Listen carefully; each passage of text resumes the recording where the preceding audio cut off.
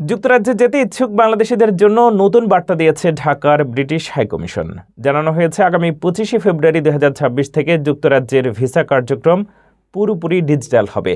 এদিন থেকে পাসপোর্টে স্টিকার নয়, ভ্রমণকারীরা পাবেন শুধু ই ভিসা।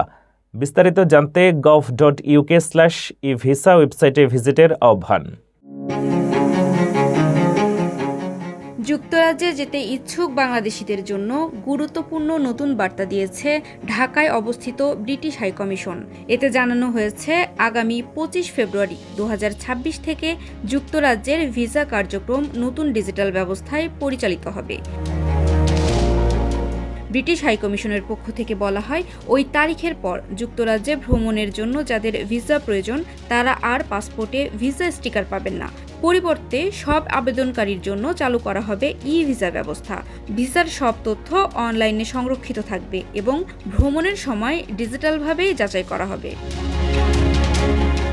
হাইকমিশন জানায়, এই পরিবর্তনের ফলে ভিসা প্রক্রিয়া আরও সহজ, দ্রুত ও নিরাপদ হবে।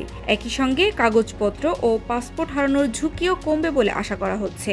নতুন এই ডিজিটাল অভিবাসন ব্যবস্থার অংশ হিসেবেই যুক্তরাজ্য সরকার ই ভিসা চালু করছে। ব্রিটিশ কর্তৃপক্ষ আবেদনকারীদের যথাসময়ে নতুন নিয়ম সম্পর্কে জানার এবং প্রয়োজনীয় প্রস্তুতি নেওয়ার আহ্বান জানিয়েছে। ই ভিসা সংক্রান্ত বিস্তারিত নির্দেশনা ও হালনাগাদ তথ্য জানতে যুক্তরাজ্য সরকারের অফিসিয়াল ওয়েবসাইট gov.uk/e-visa ভিজিট করার অনুরোধ করা হয়েছে।